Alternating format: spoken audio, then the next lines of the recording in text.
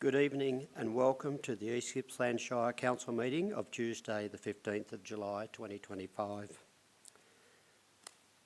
East Gippsland Shire Council live streams, records and publishes its meetings via webcasting.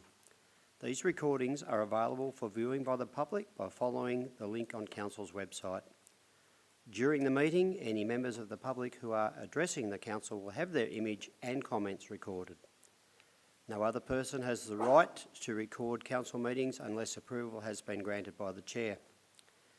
If technical difficulties with live streaming are experienced during the meeting, we will adjourn until the issue is resolved. If they can't be resolved, the meeting may be postponed to a later date and time.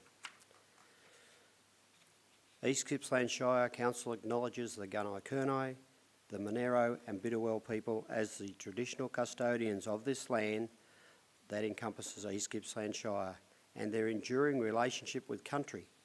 The traditional custodians have cared and nurtured East Gippsland for tens of thousands of years.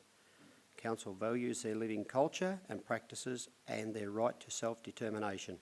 Council pays respect to all Aboriginal and Torres Strait Islanders people living in East Gippsland, their elders past, present and future.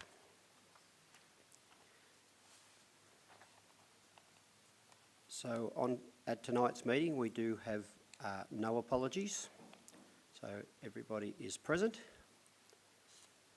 Now getting to 1.3, which is a declaration of conflict of interest. The councillors are reminded that the Local Government Act requires conflicts of interest to be disclosed in accordance with the procedures set out in the governance rules. This includes stating the following 3 points: the item for which you have a conflict, whether the conflict of interest is general or material, and an explanation of why the conflict exists. So I will ask our CEO, Fiona Weigel, if there are any conflicts of interest, and I know the answer. So thank you. Thank you, Mayor. I'd like to declare a material conflict of interest for item 7.1, as this considers the CEO's KPIs for the next 12 months. Good, thank you for that explanation. And when we get to that item, which actually is in camera, I will remind you that you will need to leave the meeting, and then we'll ask you to return once the subject is dealt with. So thank you. So this is 1.4, which is confirmations of the minutes of the last meeting.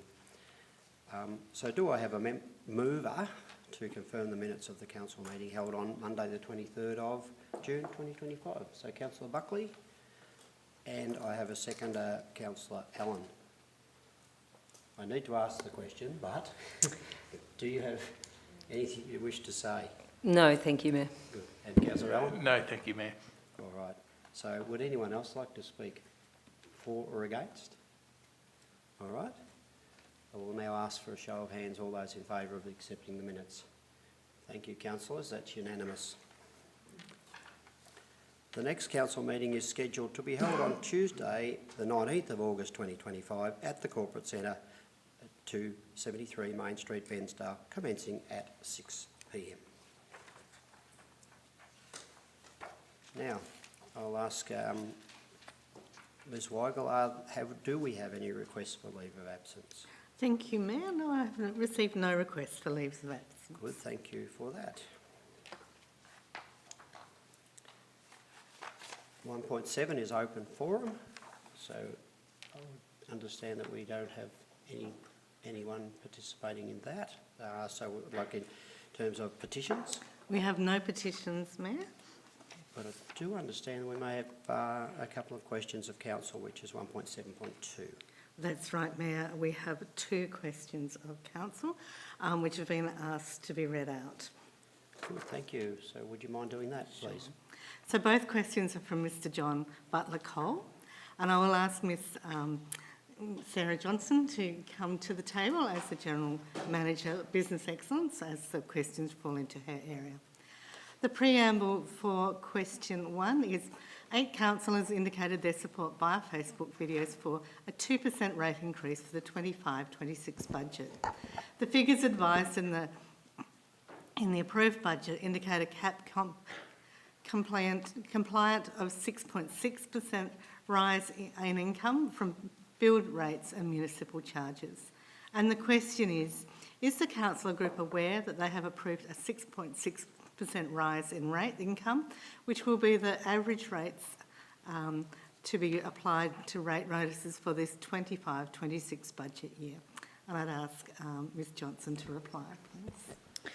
Thank you very much. Look, and thank you for the question, Mr Butler-Cole. So just explaining and working that one through for you, and yes, we appreciate that there's a whole series of tables in the budget, and the series of tables are required from a compliance perspective. So there's a template that we get from Local Government Victoria that tells us what we should be reporting back in from a budget perspective.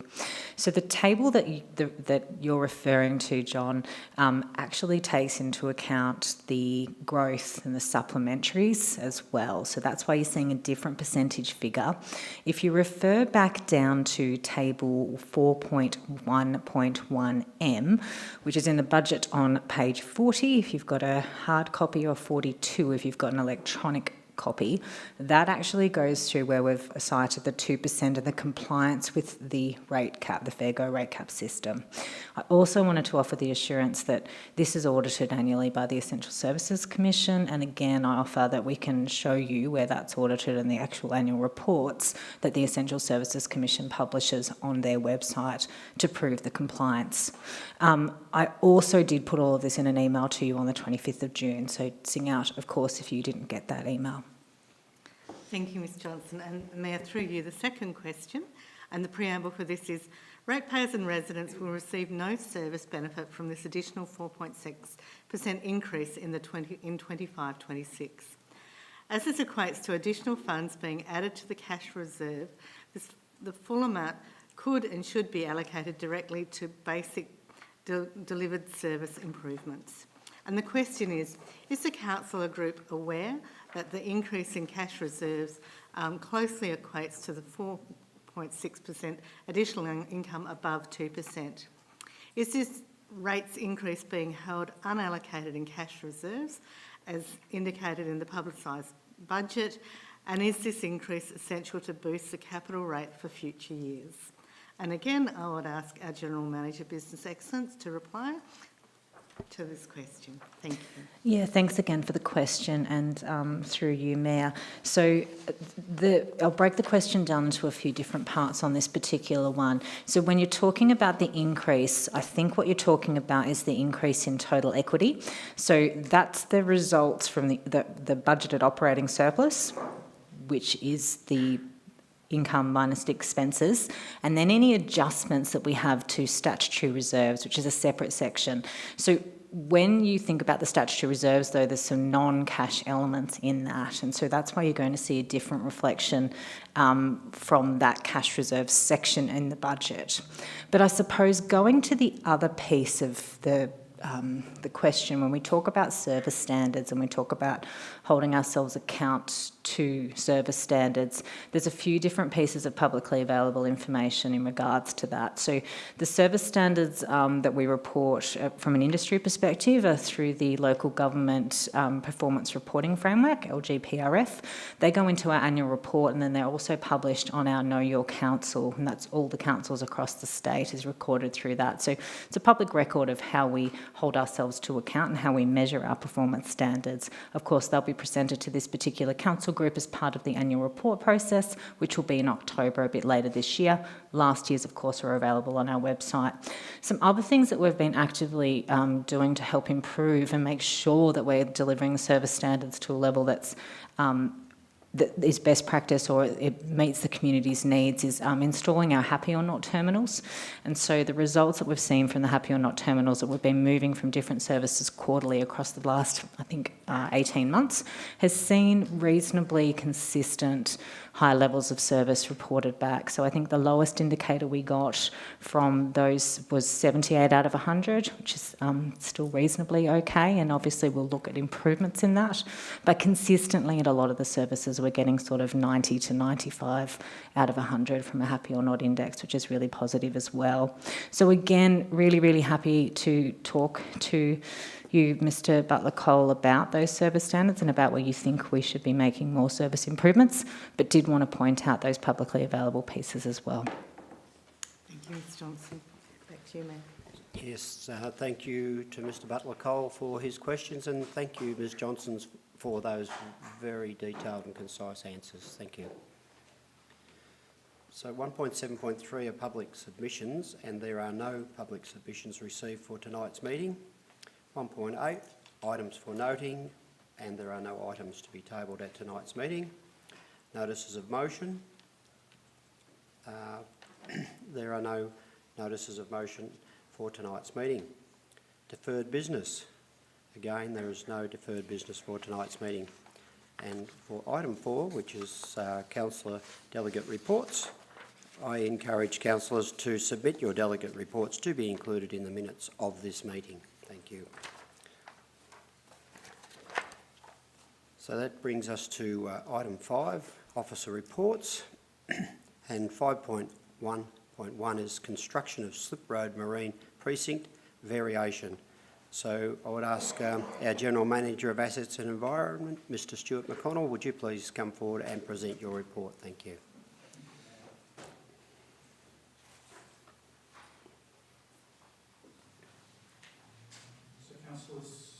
So, councillors, before you report making a recommendation in relation to varying one of the contracts that's in, or the primary contract that's been in place for construction of the Slip Road project.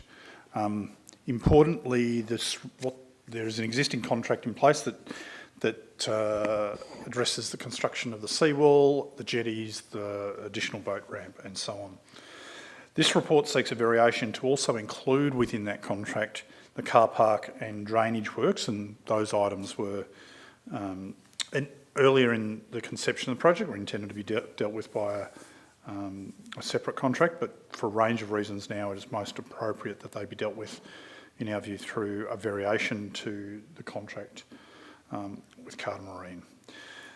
There are also recognised within this variation some changes that have been included that relate to changes to the car park level, which again is about managing costs and value of the contract, of the project as a whole, and also just addressing some of the minor omissions in the design. So the variation seeks to take all of those things into account and take the project through to a point of completion where it's then in a position where we have a new seawall, we have a new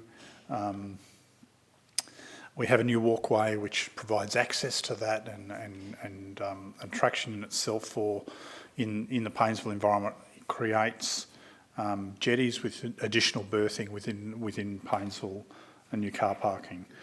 I think it's worth us just as part of that, just reminding everyone about the genesis of the project. So ultimately, this project responds to the demand that is there for additional berthing within Bairnsdale and within the Gippsland Lakes in general. We know it is one of the premier boating locations within Australia, and it is, as part of that, the boating environment also provides for a key economic driver for the region, not just in terms of visitation, but the Slip Road Precinct and one of the boat ramps and the service jetty that's part of this proposal is there fundamentally servicing that marine servicing industry, which is a really important part.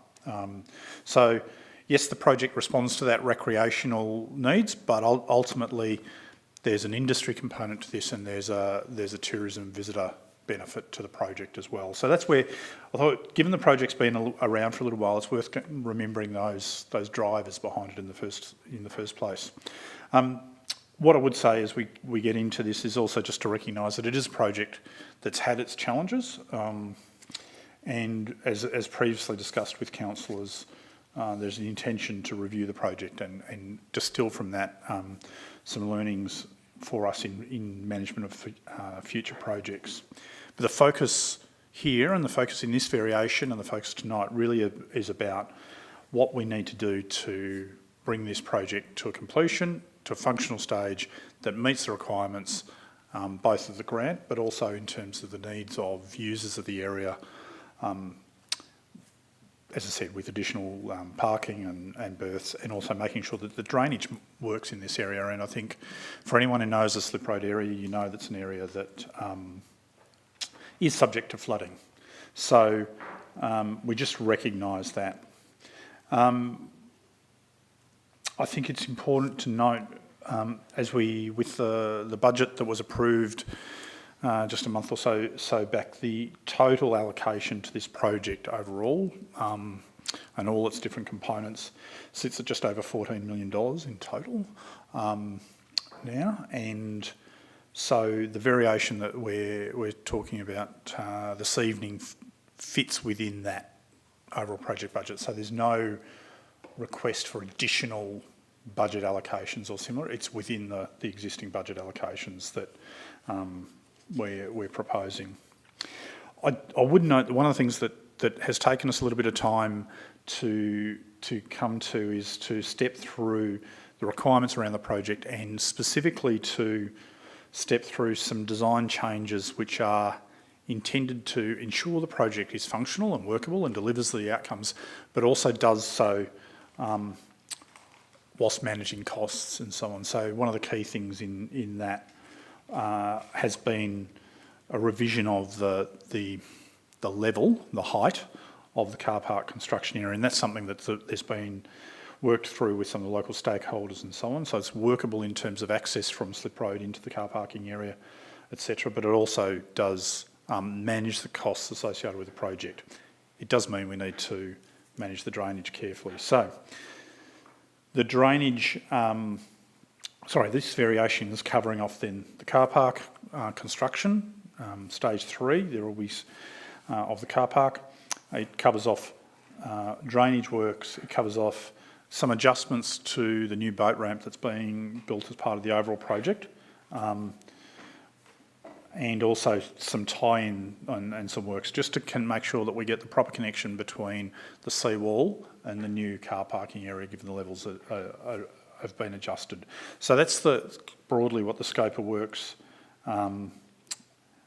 entails, and the decision in this case to proceed by way of a variation has been taken cognizant of a couple of things. The challenges about having multiple contractors working on the one site. It's important that the site's under appropriate control, and so in order to meet the timelines, the most effective way to do that is to vary the existing contract and provide that contract continues to be the principal contractor in charge of the site and how that's managed. We are conscious of ensuring value for money through the process as well, so one of the things that we have done is then got the pricing that was provided to us by the contractor checked, and we've had an independent quantity surveyor go through the quantities and the scope of works and priced the project accordingly, so that we can be confident that what's been provided from the contractor remains value for money. So I think that's a really important step and an important assurance, because as part of the recommendations before you is a recommendation that Council grant an exemption in accordance with our procurement policy from the need for market engagement. And so in doing so, the quantity surveyor report provides you with confidence that what's in front of you remains value for money. So I think that is the key things for you. So the recommendation in front of you is both, firstly, to approve an exemption under our procurement policy, which is there are provisions in the procurement policy that are set up to enable these sort of circumstances, and then secondly to approve a recommended variation to the existing contract for that scope of works that are set out earlier. And councillors, just a reminder, there is a confidential attachment. If you want to talk about the contents of the attachment, then we'll need to move into a confidential session, but we're happy to answer questions in relation to the project more generally. And Noel Kiernan, our Manager of Infrastructure Projects, is online to assist with any questions you may have. Thank you. Thank you, Stuart, and you have introduced Noel, but I'll introduce him again. So welcome, Noel, to the meeting, and I guess that you're available for perhaps very specific questions that may be asked. So I think I'll start to my right, and any councillors that may have a question. So Councillor Buckley? Thank you, Stuart. So for full transparency and good governance, the explanation you gave about not following our normal process of going out for procurement and ensuring that we've got the understanding of market value, can you just give me the reasons as to why, sure. and expand on that a little more, and give the for and against? Yeah, sure. Thank you. So firstly, the procurement policy normally envisages us going through a market engagement process, a tender, a request for quote, those sort of processes, as a means of providing assurance around value for money for council. But it does also set up provisions for an exemption to be granted to that normal expectation where the circumstances dictate that. And in this case, we believe the officer's recommendation is that those circumstances dictate that. The expectation, though, that it's value for money still stands, and that's why we've gone through that process of an independent quantity surveyor pricing the works, so we can compare that with what the contractor has provided us and provide some assurance that it is actually value for money. So that's the first thing. The reasons why the market engagement would be more challenging relates to a couple of things. Firstly, as I mentioned, the two areas in which work need to be undertaken overlap, and so it would be very challenging to have two contractors working on the site at the same time in different ways. To avoid that, you could do the work sequentially. However, the time frames in which we're required to complete the works from a grant perspective wouldn't allow for that. So we've got that timeline issue at play. And the other thing is also that the nature of the works, and because the levels in Slip Road are so, the area is so flat and so close to the high tide mark, it's really important that all of that work is carefully tied in together from a consistent levels perspective. And so it's, from an accountability and other perspectives, it's preferable to have the one party that we're going back to make sure that they're accountable for that work being done. So they're the key reasons. If there was a delay for any reason, as I mentioned, we have February next year is the deadline from a grant perspective for completion of the works, and we've already had some extensions in the project, so we're conscious of that deadline and the need to meet that. And the other piece is a desire to ensure that the contractor can continue to undertake the works at the site rather than needing to demobilise or simmer from the site, because that in itself would also incur some additional costs potentially, depending on timing and how things work through.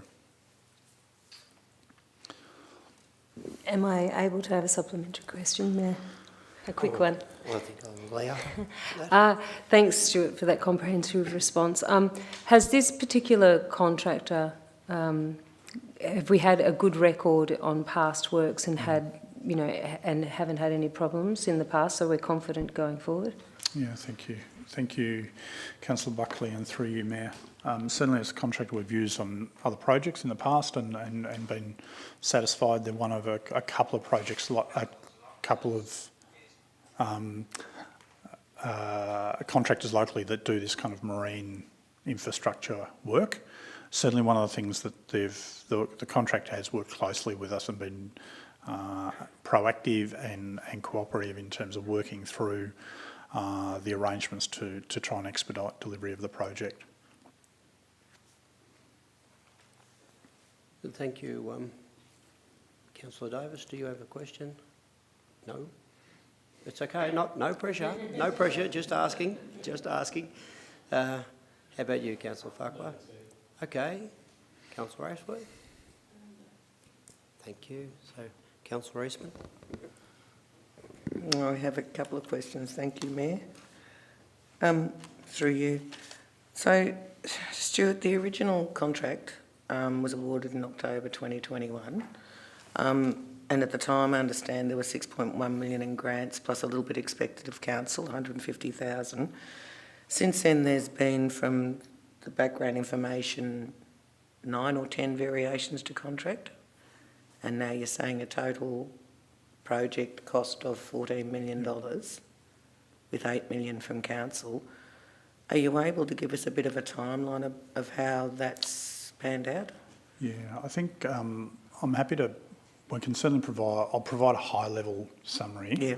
And the CEO might assist if I get stuck, as on some of those. But I was certainly happy to. Again, we've provided some information out of sessions, obviously, to councillors, but happy to provide more information as needed in relation to that. So,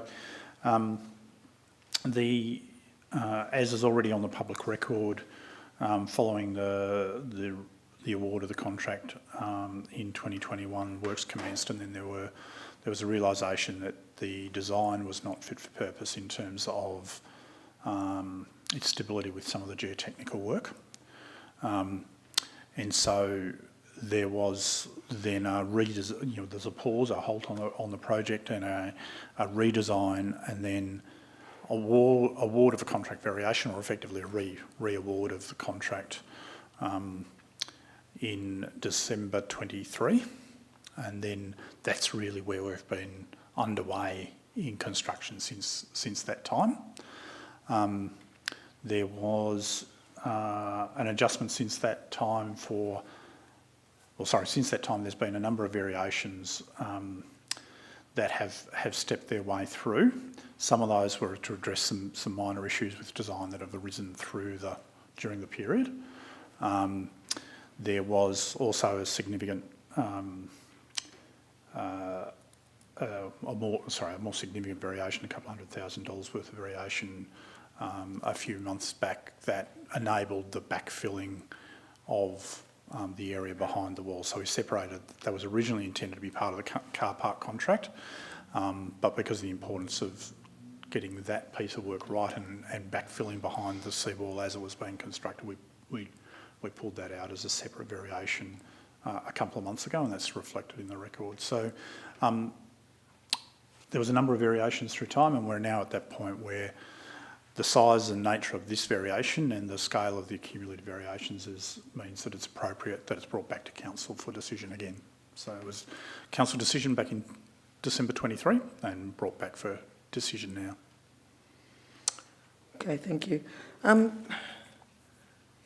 Are there any concerns about how our other providers on our various panels, how they might respond to this if this project is awarded without going out to tender? Because I understand that the works that are going to be given to Carter Marine in this case would be ones that many other contractors might have had experience with and done work for with council, so there may be some sort of reputational flow-on effects. Thanks, Councillor Eastman, and through you, Mayor. Look, I think one of the things we always are seeking to do is to ensure that, to the maximum extent reasonable, we can award contracts to local providers, and Carter Marine is one local provider. There are other, as you say, there are other local providers. The mix of works that are included within this variation is a mix of things which are directly connected with the existing work around the seawall, etc., and then some areas such as car park work that we anticipate that there'll be some subcontractors, etc., involved in the delivery of those things, and so some of those other contractors will have potentially that opportunity to look at the work through a subcontract arrangement, I'd imagine. So that's all things that will work its way through. I think we've got, I think, and I believe, a really good track record of the significant projects that come through the infrastructure projects area or through the capital works program being delivered by local contractors, and so I think that confidence the local community have about that the work is coming back into the local contracting, they should have confidence around that. So whether it be other, major civil works contractors, whether it be, commercial builders and so on, they generally are the people we are providing the work to anyway. So I think it's important to look at it then in a whole of program rather than just individual by individual project. Two more questions, please, Mayor. Given the number of variations to date and the number of times that we've announced publicly, whether by your say or media releases, that we're ready to go with this project, what confidence can council have that this is the last of these variations and that this project will be completed with no more than this $14 million? How can we be absolutely certain of that? Yep. Thank you, Councillor Eastman. Good question. There's a couple of things in that. One is we have got some contingency amounts that have been allowed for in the contract, etc. So that will help deal with those minor items that do come up from time to time in a construction project. That's just the nature of it.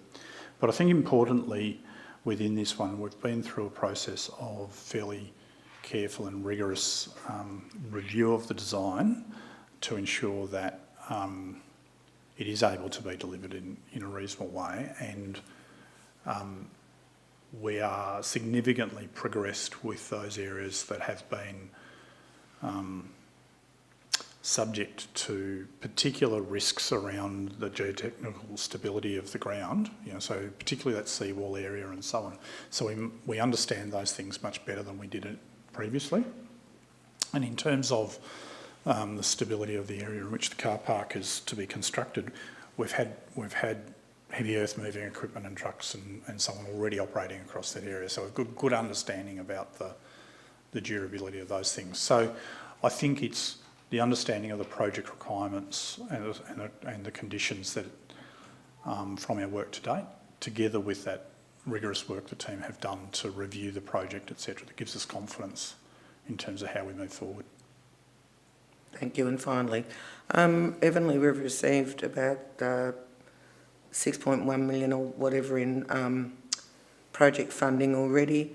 It appears from what that was awarded for that there is no concern about it needing to be handed back because all the items covered by that funding have been achieved. Is that correct? So thank you, Councillor Eastman, and through you, Mayor. Embedded within the project descriptions is the car parking area, and so whilst the grant and the agreements there don't specify a precise number of car parks, for example, it does carry with it an expectation that the car park is delivered. So all the discussions we've had with grant bodies today indicate as long as we construct the car park, then we'll be at a point then when where we can say we've met the requirements of those grants and the funds are retained. Thank you. Thank you, Stuart. Councillor Crook, do you have a question? Yes, thank you, Mayor. I wonder, am I allowed to ask what the original budget was and what our final budget figure is? Or would that need to go into confidential? Yeah, I would think so, because it's not going into any contractual agreements. So the I original, think that would be good for the public record. yeah. So I mentioned earlier what the final budget was, just over $14 million. So I need to double check, but I believe it was between $6 and $7 million as the initial budget for the project. Right, and initially we were receiving grant money and for the bulk of the project. That's correct. And council cash or council would make up the difference. So am I right in understanding that now council will actually be paying for most of the project? Yeah. So the council cash contribution into the project will be over half the project now. Right. You just help me with the understanding of the new car park design. The old car park design has been designated as not fit for purpose because it is too high. Is that correct? Can you just talk me through the new car park design and what the rationale for that has been? Because I understand that's a significant part of the new project. Yes, thank you, Councillor Crook, and through you, Mayor. So there's probably a couple of factors that go into the redesign. So at a functional level, in consultation with some of the users along the slip road area, one of the important things that was raised was the ability to access from slip road at different points into that area. For those who are familiar with it, there's lots of movements of large boats out of storage on the other side and so on, backwards and forwards. So there was a desire to be able to retain that kind of access rather than just having a single point. And so for that reason, it's more practical to have the car park on a similar grade to slip road rather than elevated above where slip road is. That's one thing. As I mentioned earlier, there's some the area in that area, drainage and inundation is a challenge. Both drainage from rainfall, although the catchments aren't huge, there's areas where water ponds, etc., needs to be able to get away. But importantly, then also inundation from high tides and similar. And so the risk if we built up the car park area is that we'll push some of that flooding back towards the private assets, slip road and the private land assets. Our view is that as long as we can make sure that the water can flow out again, that it drains appropriately, that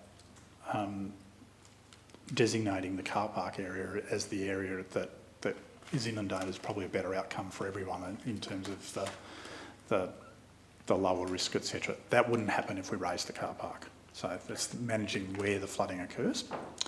And probably the third practical thing in it all is there would have been significant cost associated with bringing in fill and work on improving the structural integrity of some of the areas to cope with the raised car park as well. So there would have been a significant cost associated with that. Okay, thank you. If I might keep going, Mayor.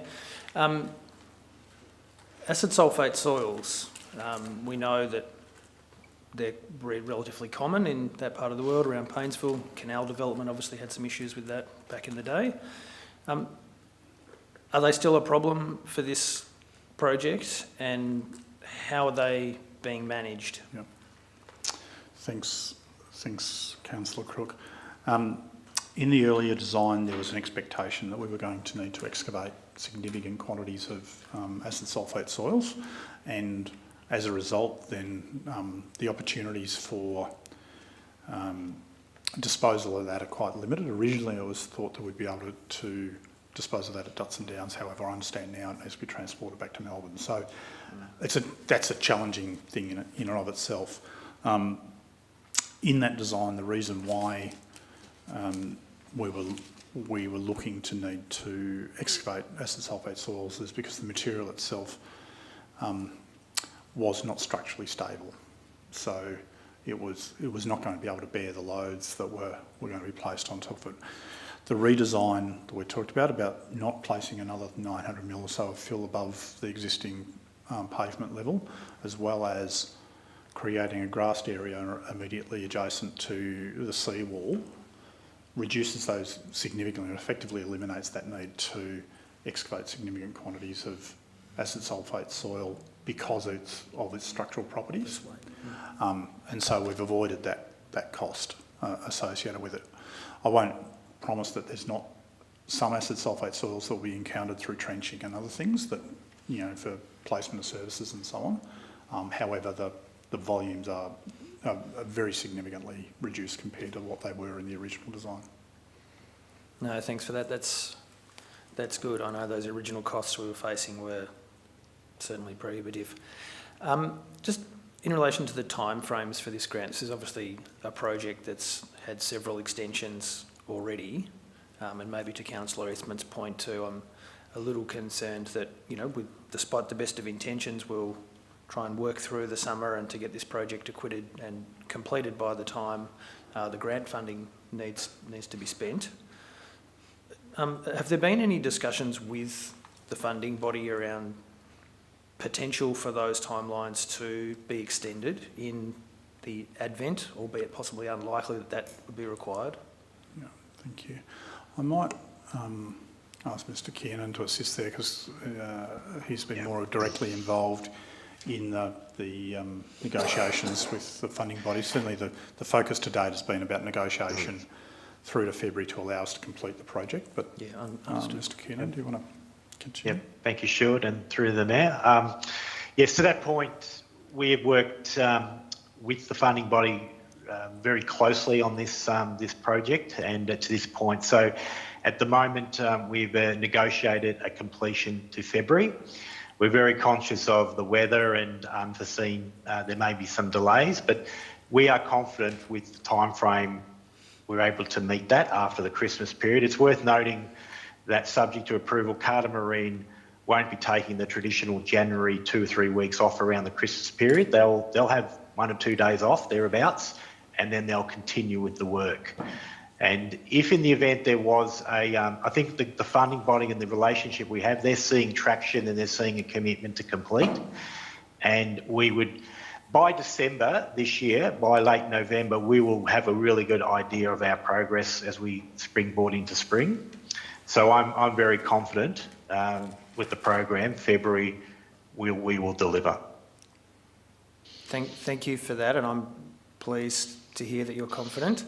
I guess my question was more about in the advent that we don't manage to meet those timelines and what discussions had taken place with the funding body around those sorts of contingencies. Is there in fact a contingency in place? I could say to you for the public record that if there was an extension beyond February, the funding body with our track record and relationship would give us an extension to June to see out the calendar year and the financial year. That's if we need it. Okay, no thanks, that's good. One last question if I might, Mayor. I was interested to read in the report the plan is now to be applying a rubberised bitumen and asphalt over the entire proposed car park area. I've heard discussion that that same method has been used in other areas that have become inundated, and there were questions around the suitability of that material. We are confident that a rubberised bitumen with asphalt over the top will stand up to the conditions that it's likely to have to endure in that coastal environment with flooding and inundation and such?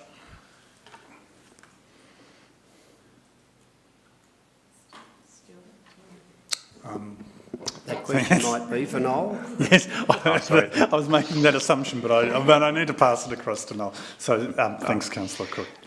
Through you, Mayor, I'll ask Noel to respond to that one. Yeah. So thank you, Stuart, through the Mayor.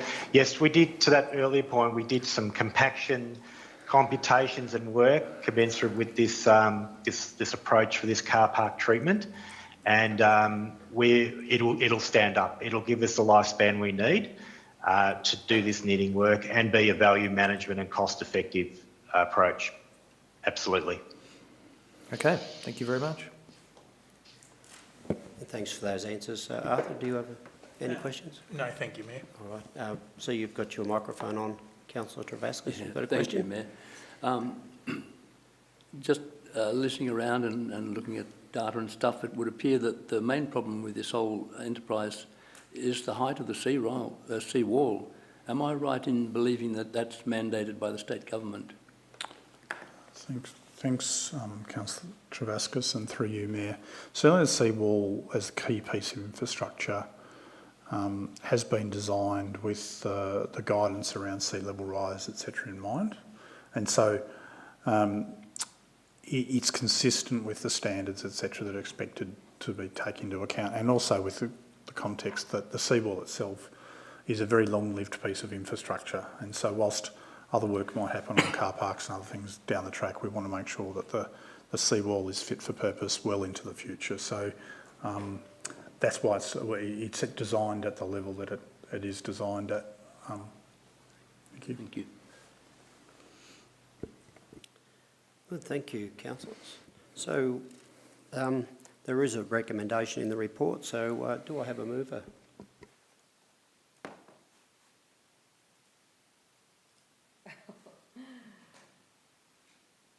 Thank you, Councillor Buckley. So before I ask for a seconder, Vanessa, there we go, it's displayed on the screen. So could you read that and please fill in the gap there, please, the sum. Yes. Can you just read it off the screen out in front here? Approves an exemption from the market engagement requirements of the procurement policy on the basis that following the tender or procurement process would mean substantial delay or would be impractical, disadvantageous, or is that how I pronounce it? Yes, you've done well, yes. Or unreasonable in the circumstances. 2, approve the variation for CON 2022-1451 Slip Road Marina Precinct upgrade project for the sum of 2716 582 15. Oh, thank you. Thank you for your assistance there, Councillor Allen. 3, authorises the Chief Executive Officer or delegate to finalise the terms and to sign the contract variation in the form proposed. And 4, resolves that confidential attachment 1 to this report and all discussions relating to the attachment remain confidential. Thank you, Councillor Buckley. So you could verify that that's exactly as you read it, and with the little glitch in the middle there, I'm just assuming that that's possibly why no other councillors moved the motion. So now I'd ask for a seconder, please. Councillor Allen. So would you like to speak to this?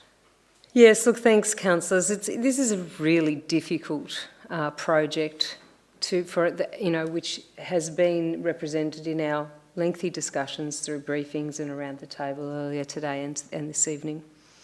It's one that has got a lot of learnings for our organisation, and I hope that into the future we will take those learnings and we will ensure that we indeed not only learn from them, but that we put in safeguards for future projects to ensure that we run on time, on budget, and mitigate certain things that we can.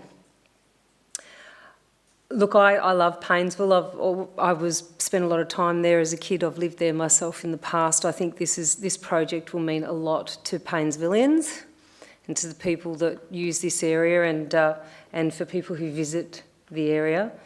It is with hope, if this motion is supported this evening by councillors, that we will ensure that the officer's recommendations are that they're delivered on, and what is said around the table tonight is respected and delivered on.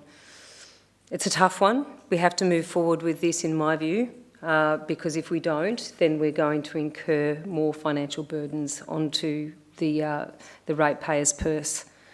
It's disappointing that it has, unfortunately gone way over budget, and that it's been a sign of the times, as well as as I said before, there's some learnings in this one. So I will just stop there, and if anyone else wants to speak to the motion, I'd be interested to hear what they have to say. Thank you.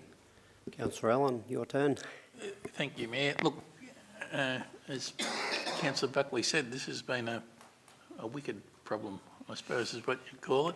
And I think the various councillors that have contributed to the discussion over this, not only recently but over the length of time that I've been in council. It's been ongoing the whole time. But I think that what this contract is about is to vary an existing contract to get the job finished. It's just to add a bit on. It's not revisiting, reimagining the whole thing. It's just to get it done. I was down there last week. It has to be finished. I mean, walking away at this point in time is not an option. We have to get this done. So, hard and all as it is, I commend this motion. Thank you, Councillor Allen. So would anyone else like to speak for or against this? Councillor Ashworth. Thank you, and through you, Mayor. Tonight we're being asked to approve a major variation to the Slip Road Maritime Precinct upgrade contract, which includes a large scope of works, drainage redesign, car park construction, boat ramp extensions, seawall adjustments and new infrastructure. This is being proposed is not just as a variation in my view, it's the creation of a second contract, and it's a significant expansion of the project both in cost and in scope. As a councillor appointed to the Audit and Risk Committee, I take my role seriously, and while I support completing the project, I cannot support this recommendation. Under Section 9 of the Local Government Act 2020, we're required to make decisions that are in the best interests of community, transparent and accountable, financially responsible, and that achieve the best outcomes for current and future generations. Our governance rules require that council decision-making processes are to be fair, objective and consistent in the public interest. By seeking an exemption from the market engagement requirements of our procurement policy, this proposal sidesteps that tendering, the very process designed to ensure value and fairness. I'm concerned that this project keeps shifting in scope, cost and timeline despite several reviews. Our community expects transparency and value for money, especially with infrastructure projects that impact ratepayers and local businesses.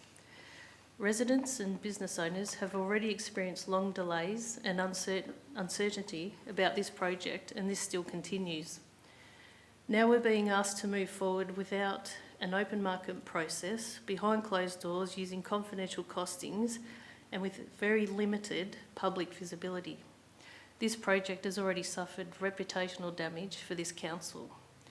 No matter how well-intentioned or time-sensitive the project may be, this approach risks undermining public confidence in our governance and our financial management. Our community expect us to plan well, act transparently, and deliver value for money. The project's already faced design and geotechnical issues that should have been better anticipated given the reviews. The project has gone well beyond what the original budget and timelines were tendered for in 2020. I'd like to acknowledge and thank officers for their efforts that they've been made to us in explaining complexities about the project. But I'm concerned that we're now using urgency and grant timelines to justify decisions that compromise transparency, market testing and fair process. I believe Council has options. I'd like to see the project finished properly with strong governance and sound financial management moving forward. Thank you. Thank you, Councillor. Anybody else wish to speak for or against? Thank you, Councillor Crook. Yes, thanks, Mayor. I find myself in a difficult position this evening of not being able to support the officer's recommendation here.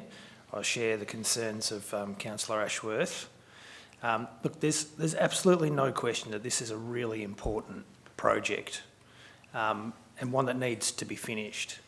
It's $14 million upgrade for the maritime industries in Bairnsdale. It's a hugely significant project. It's one of the biggest projects that I've been involved in as a councillor here for about 5 years. But with the project variation of almost $3 million being sought, and having heard tonight that we could push for a further extension into next year to finish this work, I really feel that seeking an exemption from our existing procurement processes isn't the best way forward. I think we should be testing the market. And I appreciate that we do have some QC processes in place and officers have done work to try and assure us that we are getting market rates. However, there's no better test of the market than the market itself.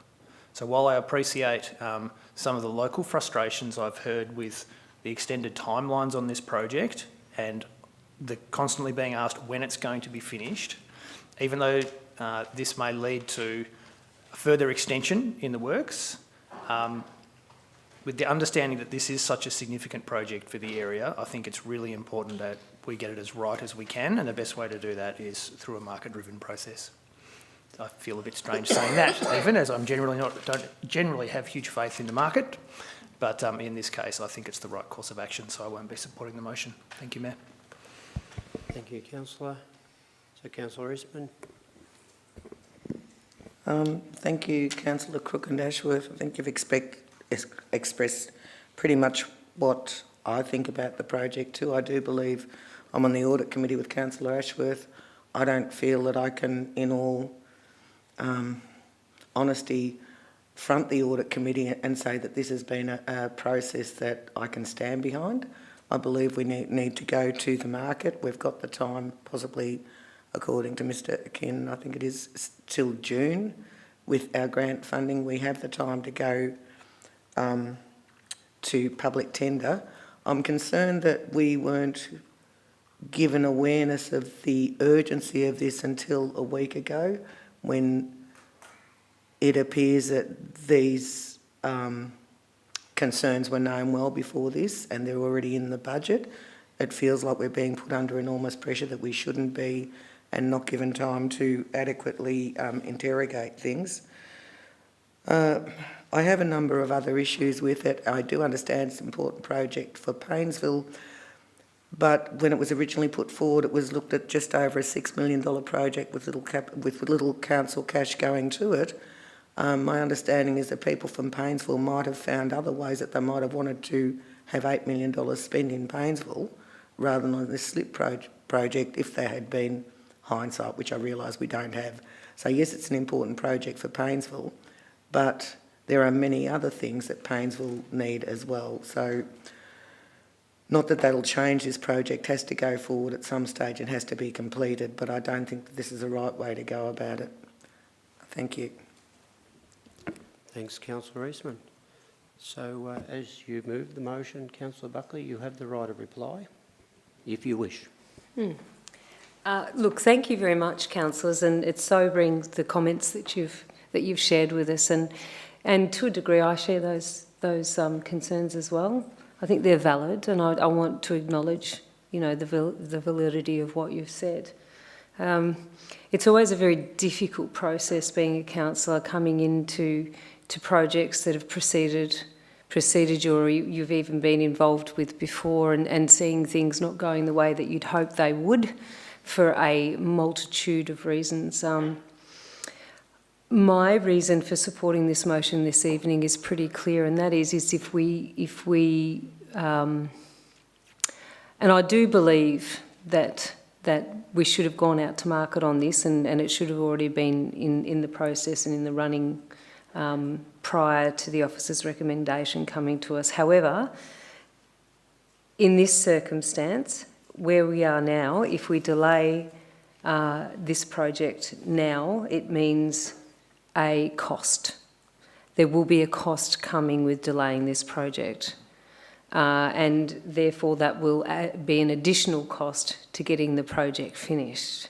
And that concerns me personally, that we will be wasting more of the public's purse on delaying the project. I think that money would be best spent in getting the project completed. I don't think, and I may be wrong, but I don't think it's not common, but it's not unprecedented that projects sometimes negate going out to market. That's probably a question I should have asked earlier, Mayor and councillors, so I apologise that I didn't ask that question. So I think in good conscience I will continue forth with supporting this motion as best as I can with the knowledge that I have, and hoping and trusting in with good faith with our officers and our organisation and the contractors to deliver. Thank you. Thank you, councillor. So that leads us to vote on this item. So all those in favour? So we have 6 in favour. All those against, 3. So the motion is passed. So thank you, and thank you for your efforts in delivering on this, Stuart. Thank you very much. So you do have another item. Every week. This is 5.1.2, which is a sale of some land at Metung, the address 8 Gannet Grove. So would you please present this item to councillors? Thank you. Thank you, councillors. So before you use a report, recommending we essentially commence the process for sale of land of the property known as 8 Gannet Grove in Metung, and all the steps associated with that, which is a normal process for sale of land.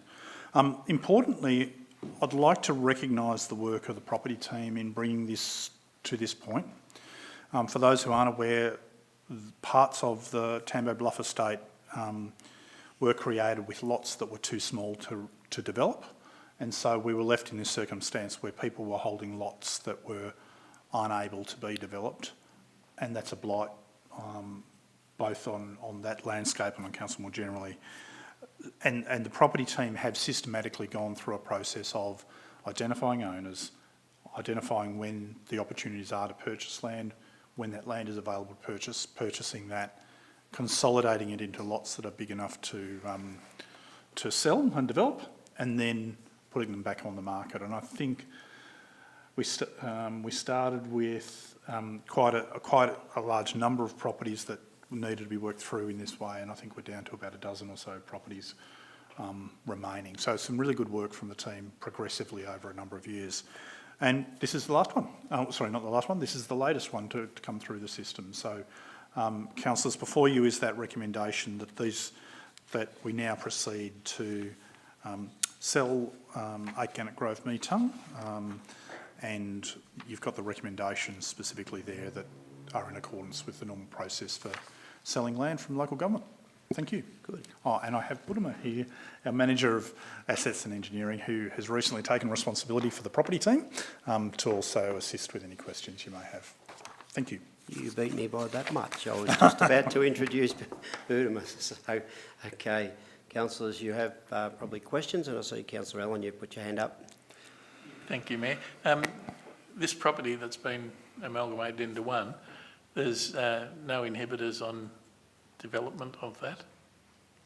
No, that's not. There's some parts of the site that are not well suited to development, and that's why it's been important to consolidate it. So not all of the site will have a house on it or similar, but as an overall lot now, it's able to be developed. So there's no overlays or anything that prevent, which is good.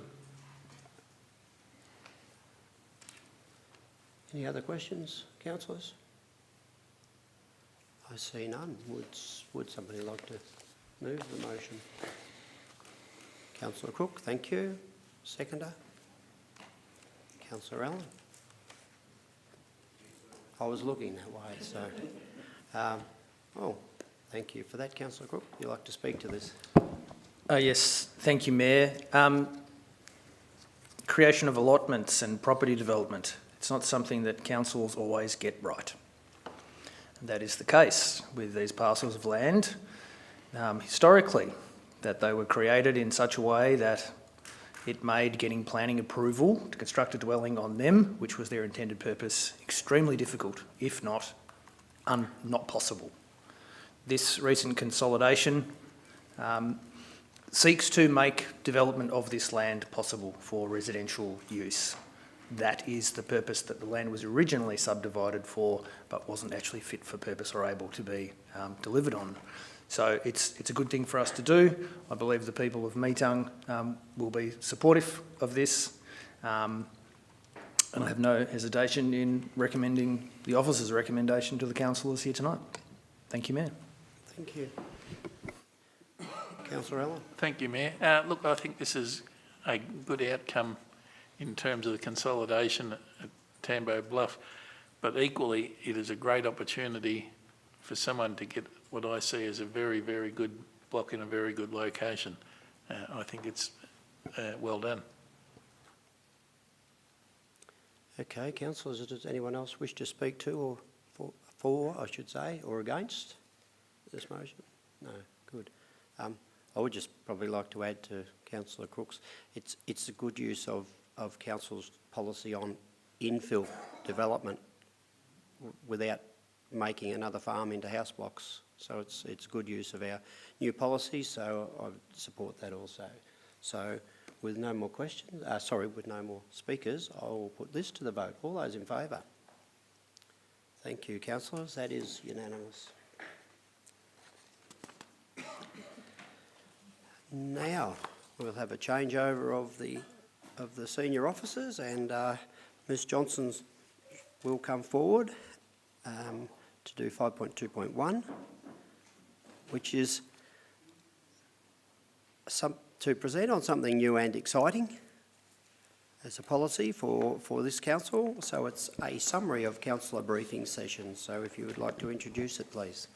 Thank you very much, Mayor. So the key points for this particular report for Council to consider. So councillor briefings, they're not formal decision-making forums, but they are essential in equipping all councillors with the information needed to inform decisions at formal council meetings. The public release of the briefing summaries is one of the ways that this particular council is making a proactive step to enhance community understanding and trust in the council's deliberative processes, and also transparency as well. So at the council meeting on the 10th of June, where a whole lot of transparency measures were considered, council resolved to include these summaries in the monthly council meeting agenda. Again, it provides that extra level of transparency and insight into the discussions that are being held. So the report includes notes from the following council briefings: Tuesday the 17th of June 2025, Monday the 23rd of June 2025, and Tuesday the 1st of July 2025. All of those are provided as attachments 1, 2, 3. And I think that's probably all I needed to say at this point. So over to you, Mayor. Thank you for that. So, councillors, have we got questions regarding this? Come on, Councillor Buckley. This is one of your pet projects. Yeah, for sure. So into the future, I think that this is going to be the start of something really great in regards to our council being transparent and bringing the public along and engaging in what we're doing. And I would just have to interrupt you only because I'm asking a question. You need to ask a question. Sorry, and not make a statement. those comments that you're making, So, if you move it, that's what you can say. Okay. Sorry, I apologise, councillors. I get excited about these sorts of things. So, into the future, how will our meetings? How will that transfer over into the council portal, and how do you see that growing?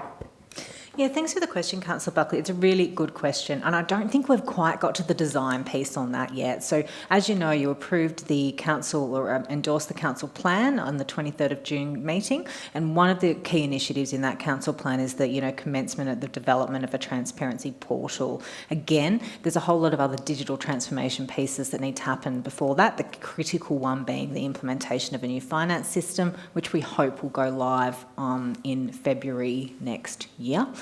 Mm-hmm. So as to the design of this particular piece, it'll be something that we'll discuss with all the councillors as to how you want that transparency portal to, capture different key pieces of information and report that back to community. And we'll obviously be having conversations with community as well about exactly what they want to see in that portal too. Thank you. Thank you for that. Now, Councillor Eastman, you've got a question? Yeah, thank you, Mayor, through you. 2 questions, thanks, Ms Johnson. Do you think that we'll put previous briefing notes prior to June in these minutes somewhere? Thank you for the question, Councillor Eastman. We hadn't thought that we were going to put those in. We were going to start it from when Council endorsed the plan to do this from the 10th of June onwards. Oh, right, Yep. okay. Right, thank you. The other question, the briefings give an indication of what Council's considering through the month and what's likely to come up at meetings. Could you foresee any opportunity to have those on our website before a meeting so the public's also aware of what might possibly be coming up? Thank you for the question, Councillor Eastman, and through you, Mayor, I just might need to clarify. So are you asking for whether we could have the briefing topics on the website before they go to briefing? Maybe, but maybe not before. It would be maybe handy sometimes, but it would be good, I think, if we could have them before the meeting that's coming up, like that there was a little, so that the committee knows the types of things that we're discussing during that month, basically. Yeah, okay. Look, I might... thank you for the question, Councillor Eastman, and absolutely happy to consider that. I might have to take that on notice and work out the best way that we can approach that. And if I really do fully understand it, so you're saying where we can pre-publish the month ahead of topics for briefings, just for topics, and then that would obviously be rounded out at the council meeting. Yeah. Yeah? Okay, yep. Let us look into that and see if that's a possibility, absolutely. No, that's fine. Okay, anybody else got questions? Okay, well, I need a mover and a seconder, and I know, yes, there we go. Sorry, Councillor Crook, I was just actually looking to my right and saw Councillor Buckley first, so moved by Councillor Buckley and seconded by Councillor Crook, so please, would you like to speak to this? Thank you, through you, Mayor, and I think all my fellow councillors are pretty aware of how excited I get about these, leaps forward and advancing from going from one of what was deemed the most secretive councils in the state to one of the most open and transparent. And I think if we can get there, then everybody deserves a big pat on the back. So, and I know that from the conversations I've had with the CEO and with all of you, I think we have the same goal in mind. So I have no hesitation that this is the first small step for our council, and there'll be many larger steps into the future. So I commend the motion. Thank you, Councillor Buckley. Councillor Crook. Yes, perceptions are important, and allowing that these little summaries of our briefings, which we have previously been accused of being secretive about, is a step in the right direction, because it will dispel those myths that we're trying to hide anything from public discourse, and in fact encourage engagement from our communities to understand and work with us to do the right thing and make this a better place for everybody. So it's a step in the right direction. Most welcome. Thank you, Mayor. Thank you. So, other councillors, does anyone oppose this item? I see none. Anyone else like to speak to it? Councillor Eastman. Thank you, Mayor. I'm really pleased to see this in the minutes of the meeting. My understanding is that prior to the introduction of the 2020 Local Government Act, there was an item in all council meetings, council assembly time, and these items would have been included in them automatically. Since the 2020 Act, there was an assumption that councillors would continue with that level of transparency, but I think ours and many other councils across the state chose not to do so. So it's actually really, really pleasing to see that it might be back to the future, back to the past, I don't know, but it's a step in the right direction. So thank you. Thank you. Anyone else wish to speak? Okay, councillors, will put this to the vote. All those in favour? Thank you, councillors. That is also unanimous.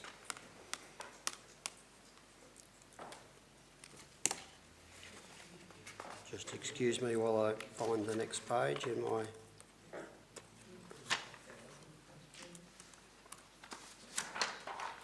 There we go, I got there. Also, for Ms Johnson, this is 5.2.2, which is S11A, Instrument of Appointment and Authorisation, Planning and Environment Act 1987. So could you please elaborate on such a long title? Thank you very much, Mayor, and obviously through you.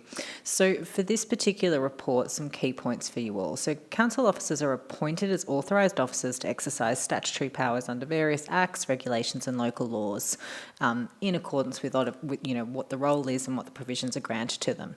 In most cases, authorised officers can be appointed through the CEO through the power of delegation. However, the Planning and Environment Act quite specifically requires authorised officers under the Act to be appointed by a resolution of council.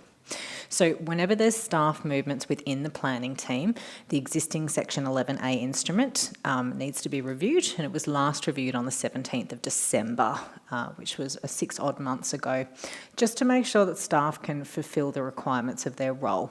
So the review that's been done has identified 3 new appointments. So number 1 being Kalindi Chester, who's the Strategic Planning Projects Coordinator. Number 2 being Daniel Henriks, who is the Development Compliance Officer. And number 3 being Chris Whiteman, our Senior Planning Advisor.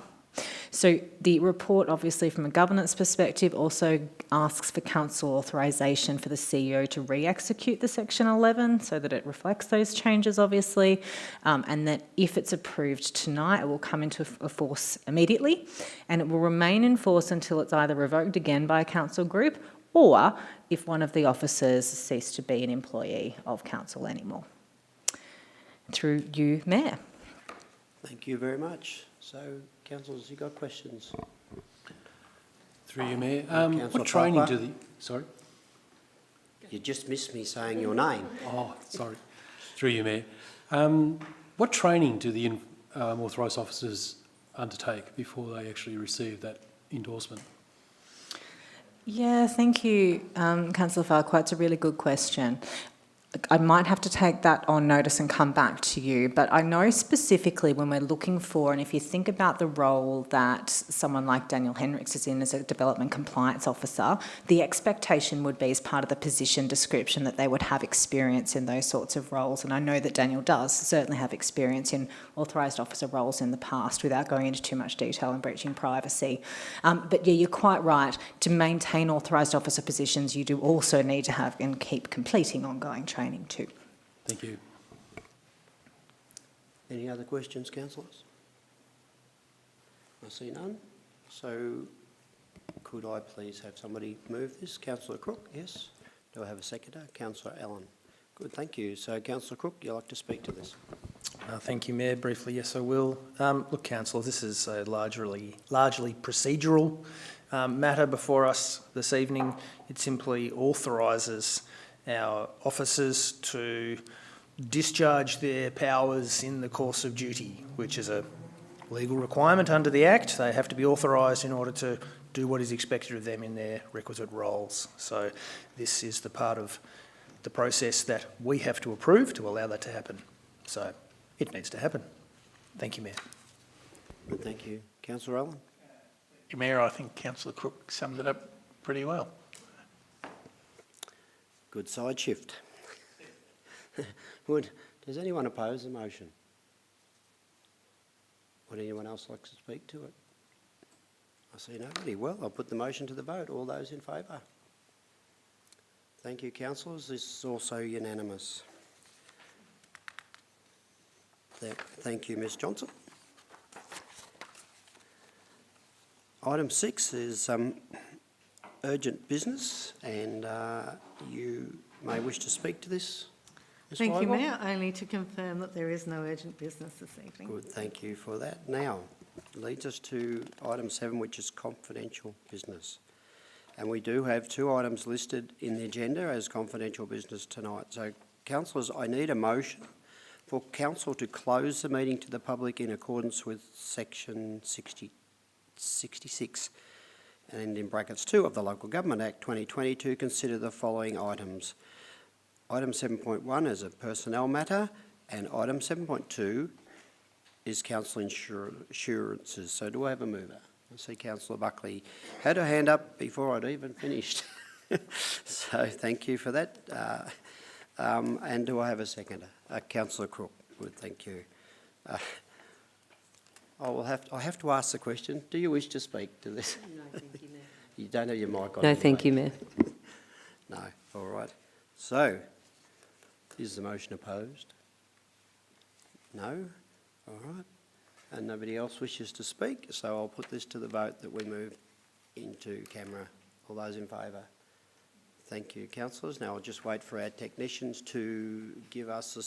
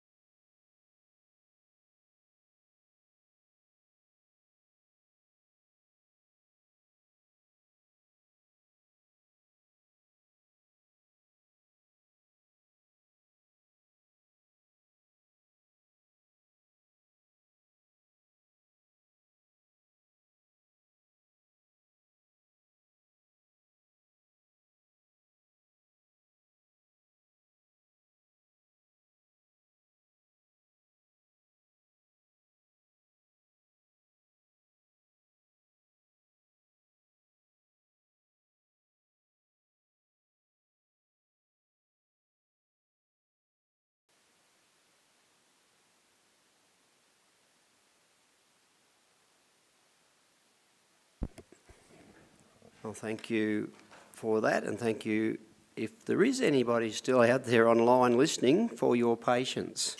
But thank you, councillors.